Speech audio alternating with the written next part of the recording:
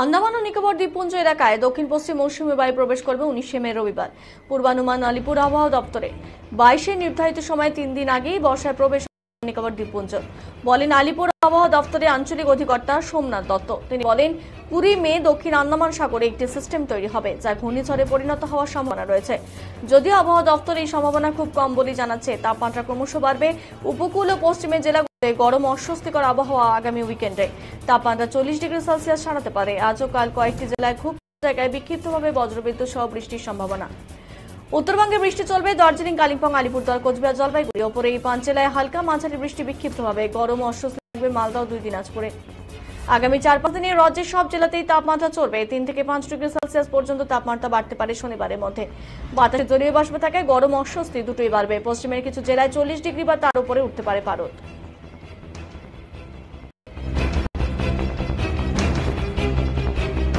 মনসুনের পরবর্তী যেটা আমি গতকাল বলেছিলাম, south west monsoon is very likely, মানে খুব সম্ভব south Andaman sea, south east Arab bay of বেঙ্গলের কিছু অংশ এবং নিকোবর আইল্যান্ডে খুব সম্ভব সাউথ ওয়েস্ট মনসুন অ্যাডভান্স করবে 19শে মে নাগাদ। This number 1। South west monsoon আমাদের সাউথ আন্দামান সি তার সংলগ্ন সাউথ ইস্ট বেতে এবং নিকোবর আইল্যান্ডে 19 তারিখ নাগাদ, 19শে মে নাগাদ অ্যাডভান্স করার যথেষ্ট সম্ভাবনা আছে। আর দ্বিতীয় কথা হচ্ছে 20 তারিখের পর, মানে 20 তারিখের পর ওই কি বলে আপনার আন্দামান নিকোবরের কাছাকাছি আন্দামান সি বলে ওটাকে, south Andaman sea and adjoining south bay of বেঙ্গলে লো প্রবাবিলিটি সাইক্লোজেনেসিসের সম্ভাবনা আছে।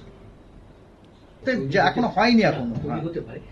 এটার ফলে মানে এটা কি রিলেটেড, যে মানে ওটার ফলে এটা মৌসুম দক্ষিণ পশ্চিম মৌসুমী বায়ু আরো দ্রুত যদি এটা হয়, আদৌ যদি হয় এবং সেটা যদি, এবং শুরু হলে তো হবে না, তার পথটাও একটা মস্ত ব্যাপার। সে কোন দিকে যাচ্ছে, সে কি আমাদের ভারতের দিকে আসছে, নাকি আমার বাংলাদেশের দিকে চলে যাচ্ছে, নাকি ওই দিকে চলে যাচ্ছে, অনেক কিছু ব্যাপার যেগুলো আমরা এখন এই মুহূর্তে কিছুই জানি না।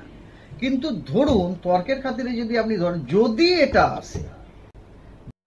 আসে যে ধরুন ওটা যদি আমাদের ভারতের ভূখণ্ডের কোনো একটা ইস্ট কোস্টে যদি আঘাত হানে, তাহলে ইন দ্যাট কেস ওটা হয়তো আমাদের মানে ইস্টার্ন রিজিয়নে মৌসুমি বায়ুটাকে হয়তো তাড়াতাড়ি এনে দিতে